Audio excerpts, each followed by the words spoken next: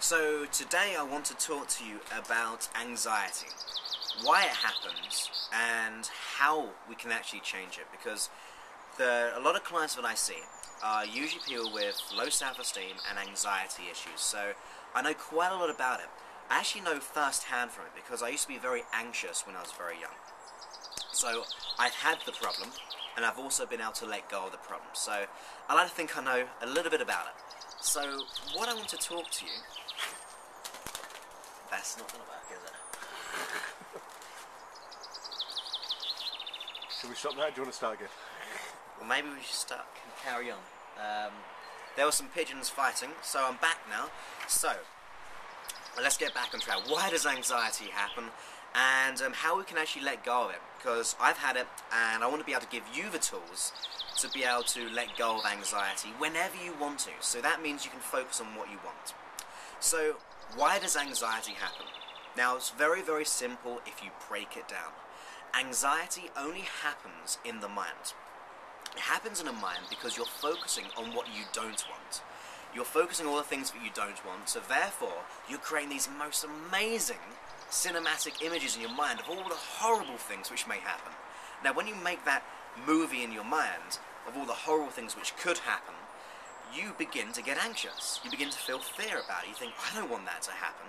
So when that happens, your body starts to maybe pump more adrenaline, and that's why we begin to feel more anxiety. We feel it whether it be in our chest, our stomach, or our mind itself. So really, anxiety is by thinking and feeling of all the things which may happen that may go wrong. So that's why it happens. But the real key is, when you get that awareness, where you focus, you think, oh, wait a minute, I'm focused on what I don't want. That's a perfect time to stop that. It's almost like your brain's telling you, now it's time to focus on what you do want. Because ultimately, your body's trying to protect you by focusing on the things that what may happen, so you can begin to plan really. So you're planning on what we can actually do in that situation. So it's a wonderful intention of what the unconscious mind's trying to do. But as you know, if you've ever had anxiety, it doesn't make us feel very good. It doesn't make us feel empowered, and we sure don't really like to think about going into that situation. Whether it be a first date, whether it be presentations, whether it be buying a house, whether it be driving tests, whatever it is, the last thing we want to do is focus on all the things we don't want. Because when that happens, we feel the anxiety, and ultimately, we're getting our mind to put too much energy into it, which doesn't help us. Really doesn't help us whatsoever. So as I said, the first thing is to be aware of it. When you're aware of it, then you can shift your focus from there to exactly how you want to be. Focus on your desired outcome. Think about it right now in your mind. How would you like it to happen? Whatever you're anxious about, how would you like it to happen? If you visualize that right now, look how confident you'd like to be. See that you in your mind of how wonderful you'll be acting in that situation. See that you having all the resources that you want. When you begin to focus on how you want to be, then your brain begins to feel more confident about it. You're ultimately teaching it how to be able to act in that situation. In the NLP world, we call this future pacing. Ultimately, beginning to go through the future of how you'd like to be, which ultimately trains up our unconscious mind. It trains up our neurology, it trains up our behaviors to be able to then act that way how you want to act.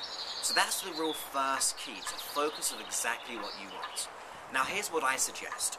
I suggest, as you go to sleep at night, let's just say you have something coming up.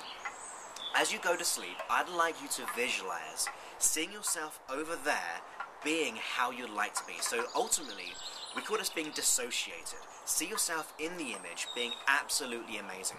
See yourself with all those wonderful beliefs that you'd like to have. That maybe the belief that I can do this easily. I have all the knowledge and wisdom that I need. I have all the wonderful feelings. I've got the experience to do this. I have all the knowledge about it. See yourself over there in a movie as you go to sleep. Go through the whole experience from way before it, maybe from this moment on, getting better and better and better leading up to that event. And then going through the whole event. So you begin to see yourself really being the real you.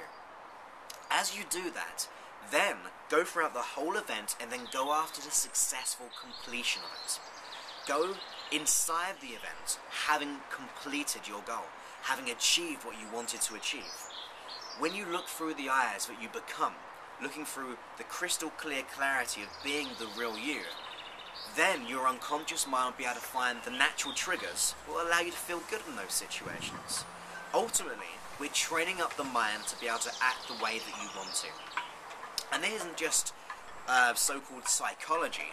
This is even biological as well. They've done lots of experiments with sensitive biofeedback machine, where they've got people to visualize, whether it be a race, so if it's an athlete doing a 100-meter sprint, when they get them to visualize that event, the body is actually firing off the same things, the same part of neural networks in the brain, and even the muscles as well, in a smaller fashion, obviously. And when it does that, the body thinks it's actually happening. Your mind can't distinguish between what is imagined and what is real.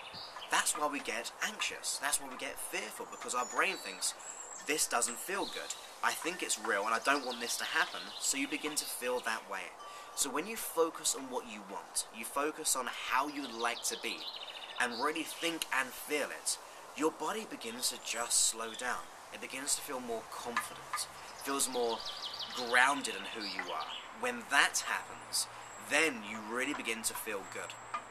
So really, when you get the anxiety, it's a wonderful thing, because it means you can then think, there's a warning signal. There's like my body telling me, now it's time to focus on what I want.